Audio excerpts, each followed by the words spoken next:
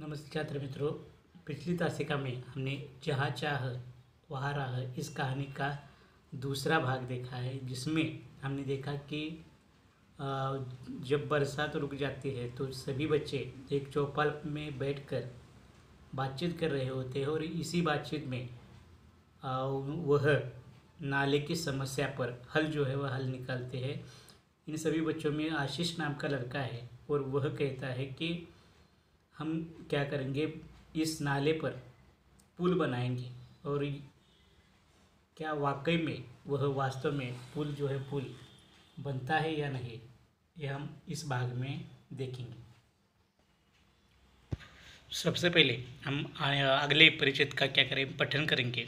आप अच्छी तरह से क्या करें, किताबों में देखिए। तो ठीक है, देखिए। पुल बनाने का विचार जंगल की आग की तरह हेसंबा गांव में फैल गया। हर व्यक्ति इस विचार और विद्यार्थियों के हौसले की प्रशंसा कर रहा था। विद्यार्थियों ने छोटे छोटे समूह बनाकर इस प्रकल्प की बारीकियों पर काम करना शुरू कर दिया। सामग्री की सूची बनाई गई। सामग्री खरीदने के लिए 20-20 रुपये एकत्रित करना आरंभ किया। अब तक पाठशाला के शिक्षक और गांव के लोगों ने भी सहायता के लिए आगे आ चुके थे। देखते देखते सामग्री के लिए आवश्यक राशि जमा हो चुकी थी। बुजुर्गों का अनुभव, विद्यार्थियों की शक्ति, युवाओं की शक्ति, विद्यार्थियों का उत्साह, सब साथ मिलकर काम कर रहे थे। संगठित प्रयासों से काम का आकार लेने लगा था। सीमेंट की पाइप खरीदी गई, पत्थर इकट्ठा किए गए, ईंटें आई, बंजर ज़मीन से मिट्टी खोदी गई। गांव के छगन बाबा नामक एक बुजुर्ग ने प्रचुर मात्रा में रेती उपलब्ध करा दी। पुल बनाने के लिए पूरे गांव के हाथ एक साथ मिट्टी का भराव करने लगे। हर दिन स्वप्नपूर्ति की ओर एक एक कदम बढ़ने लगा था गाँव। अंततः आनंद की वह सुबह भी आ गई। वर्षों की कठिनाई दूर हुई। केवल 15 दिनों में ग्रामीणों और विद्यार्थियों के सामूहिक श्रमदान से पुल बनाकर तैयार हो चुका था।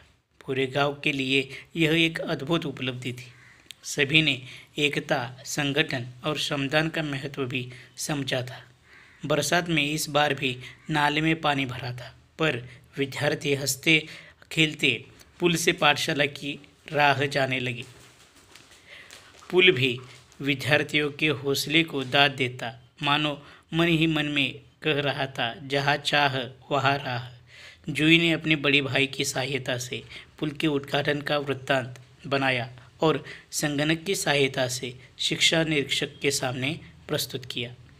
तो विद्यार्थी मित्रों, यहाँ पर हमने इसका पठन किया है। अब इन सभी परिच्छेदों का हम क्या करेंगे, स्पष्टीकरण तथा नए शब्द देखेंगे। तो जैसे ही विद्यार्थियों ने सोचा कि इस नाले पर अगर कोई इस समस्या का हल जो है वह हल निकल सकता है, तो वह क्या है कि नाले पर पुल बनाना।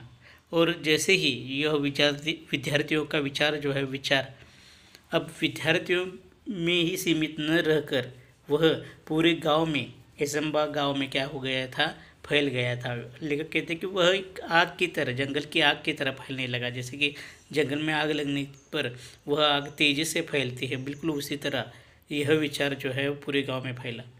हर एक व्यक्ति विद्यार्थियों के विचार से प्रभावित हो गया था और साथ ही साथ विद्यार्थियों के हौसले की प्रशंसा कर रहा था। अब हौसला यानी कि हिम्मत, हौसला इस शब्द का अर्थ क्या है कि हिम्मत की हर कोई प्रशंसा कर रहा था कि इतने दिनों से किसी ने भी इस तरह की सोच जो है वह सोच नहीं रखी थी। विद्यार्थियों ने क्या किया कि छोटे छोटे समूह बनाए ताकि इस प्रकल्प की बारीकियों पर वह अच्छी तरह से काम कर सके।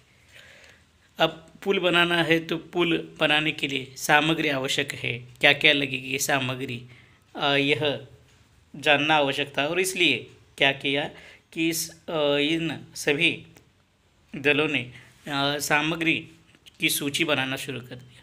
साथ ही साथ जैसे ही सब सामग्री की सूची तो बन गई। और जैसे कि हम जानते हैं कि पुल बनाने के लिए क्या सामग्री आवश्यक है, रेत आवश्यक है, सीमेंट आवश्यक है, पत्थर आवश्यक है।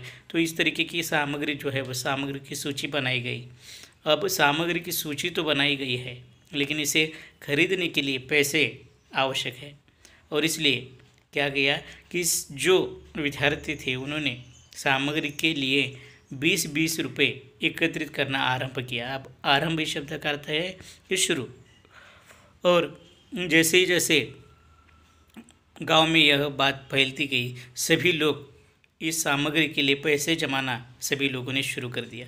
यहाँ तक कि लोग ग्रामीणों ही नहीं, तो जो उस पाठशाला के अध्यापक या शिक्षक थे उन्होंने भी गांव और विद्यालय के बीच पुल बनाने के लिए, उस नाले पर पुल बनाने के लिए पैसे इकट्ठा करना शुरू कर दिया। और गांव वालों के लिए और विद्यार्थियों के लिए यह एक सहायता जो है वह अच्छी सहायता हो चुकी थी। देखते देखते सामग्री के लिए जितनी राशि आवश्यक थी वह जो राशि आवश्यक थी वह राशि इकट्ठा हो गई। अब राशि यानी कि पैसे, जितनी धन या जितना पैसा आवश्यक था पुल बनाने के लिए, पुल की सामग्री के लिए, वह सारी राशि जो है वह राशि जमा हो चुकी थी। अब सभी गांव के बुजुर्ग हो, युवा हो, सभी एक साथ पुल के काम में लग गए थे। चाहे वह बुजुर्ग हो, बुजुर्गों के कारण उस पुल के काम के लिए बुजुर्गों का अनुभव काम आ रहा था। और जो युवा थे उस गांव के, वह क्या कर रहे थे कि जो शक्तिवर्धक काम होते हैं, जैसे कि पत्थर इकट्ठा करना, जमीन खोदना, या ऐसे शक्तिशाली वर्धक काम जो है वह शक्तिशाली काम जो है वो युवा कर रहे थे। साथ ही साथ जिन विद्यार्थियों ने यह हल ढूंढा था वह एकदम उत्साह के साथ सभी के साथ मिलजुल कर पुल बनाने के काम में इकट्ठा हो गए थे। अपना सभी को क्या कर रहे थे, एक प्रकार का हाथ जो है वह हाथ बटा रहे थे इस काम।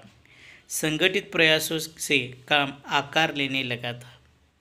सभी गांव के लोग, बुजुर्ग, युवा, विद्यार्थी, शिक्षक सभी एक साथ काम कर रहे थे। और इन सभी के संगठित प्रयासों से क्या हो गया कि पुल का काम जो है काम अब आकार लेने लगा था। सीमेंट की पाइप खरीदी गई, पत्थर इकट्ठा किए गए, ईंटें आई, बंजर ज़मीन से मिट्टी खोदी गई। अब बंजर ज़मीन यानी कि कैसी ज़मीन कि जहाँ पर कोई फसल जो है फसल नहीं आती, ऐसी ज़मीन से क्या किया गया, मिट्टी जो है मिट्टी खोदी गई।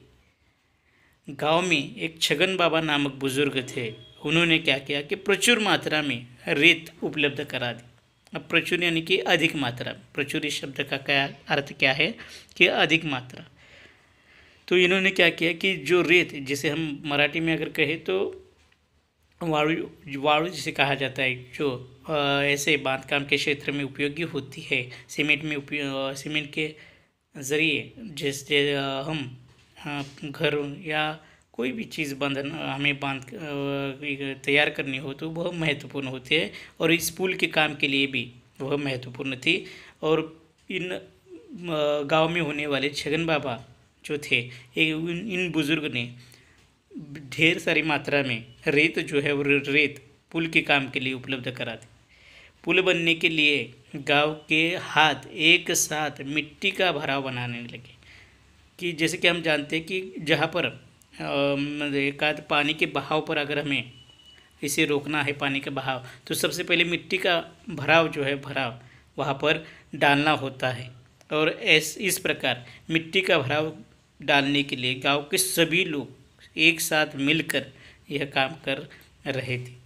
हर दिन मानो वह स्वप्न पूर्ति की ओर एक एक कदम सारा गांव जो है वो गांव बढ़ाने लगा था। जैसे हर दिन एक एक दिन जैसे गुजरता गया, वैसे वैसे जो सभी गांव वालों का, विद्यार्थियों का, अध्यापकों का जो एक स्वप्न था कि नाले पर पुल बनाने का या नाले पर की समस्या पर हल निकालने का, वह एक एक कदम या एक एक दिन जो है वह आगे बढ़ता हुआ है, उस स्वप्न की ओर बढ़ता हुआ हर एक गाँव वालों को दिखाई दे रहा था।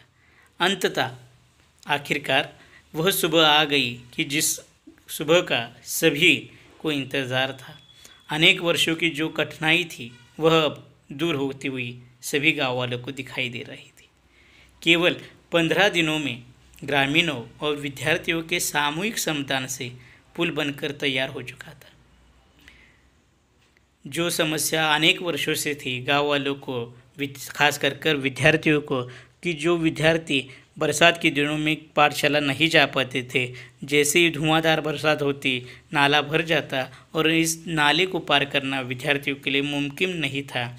आज वही विद्यार्थी इस पुल के माध्यम से आगे अपनी पाठशाला की ओर बढ़ने वाले थे और यह पुल बनाने का काम केवल और केवल 15 दिनों में गाँव के सभी लोग विद्यार्थियों ने मिलकर सामूहिक श्रमदान से उसे पूरा कर दिया था। यह एक अद्भुत उपलब्धि हो चुकी थी। अद्भुत यानी कि क्या, कि अनोखी ऐसी उपलब्धि थी। और यह क्यों मुमकिन हुआ? क्योंकि सभी की एकता, संगठन और श्रमदान के माध्यम से ही यह मुमकिन हो चुका था। कोई एक या केवल विद्यार्थी इस पुल को बना नहीं सकते थे। इसलिए सभी गाँव वाले, सभी युवा, सभी बुजुर्ग और सभी विद्यार्थियों ने मिलकर इसे बनाया था। लेखिका आगे इसे स्पष्ट करने के लिए कहते हैं कि सभी की एकता, संगठन, श्रमदान का महत्व ही इस पुल को तैयार कर सकता था। और इस पुल के काम के कारण सभी ने संगठन, श्रमदान और एकता का महत्व क्या होता है, अगर सभी साथ हो तो कोई भी असंभव कार्य कैसे संभव हो सकता है। यह एक अच्छा खासा उदाहरण सभी गाँव वाले विद्यार्थियों ने जाना था कि हम कोई भी एक सामाजिक कार्य हो, कोई एक अकेला व्यक्ति या कोई 4-5 व्यक्ति मिलकर उसे पूरा नहीं कर सकते, कि उसके लिए अगर अनेक हाथ अगर उस काम को लगते हैं तो वह काम आसानी से हो जाता है। जो असंभव काम होता है वह मानो एकाएक संभव हो जाता है। और यही इस कहानी का मुख्य संदेश लेखिका हमें देना चाहते हैं कि कोई भी काम हम क्या करें कि एकता, संगठन के माध्यम से करें और हम उसमें श्रमदान थोड़ा थोड़ा करें तो वह काम बिल्कुल आसान हो जाता है। आगे देखिए कि बरसात में इस बार नाले में पानी आया था, लेकिन इस नाले पर पुल होने के कारण हंसते हंसते विद्यार्थी वह पुल को पार कर रहे थे। पुल भी विद्यार्थियों के हौसले को दाद दे रहा था।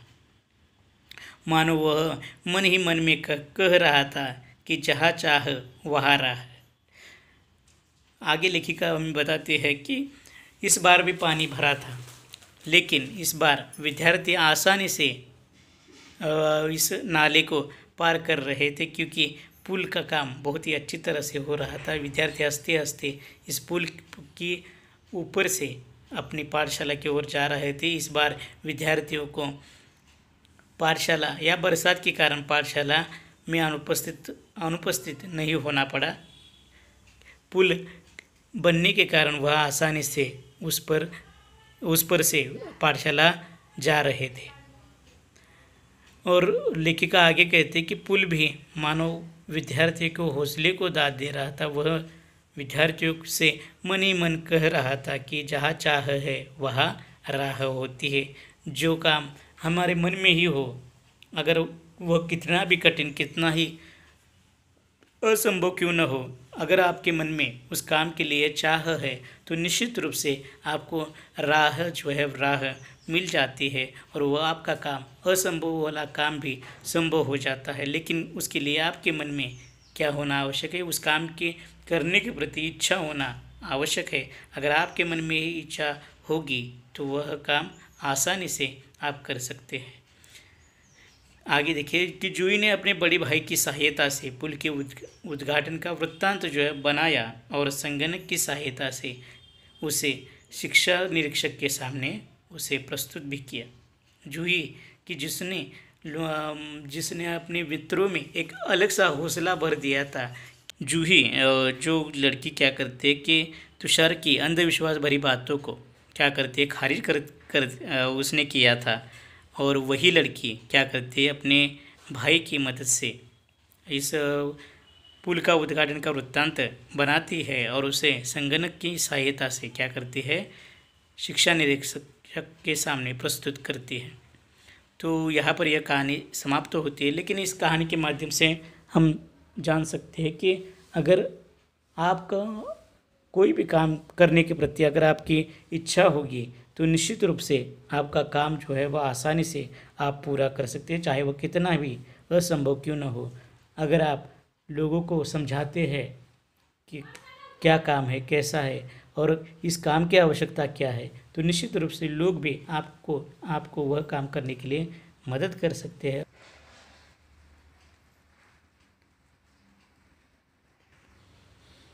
तो ठीक है, यहाँ पर हम रुकते हैं। यह इस कहानी का जो भी स्वाध्याय अपने स्वाध्याय पुस्तिका में दिया है उसे अच्छी तरह से क्या करें, लिखिए।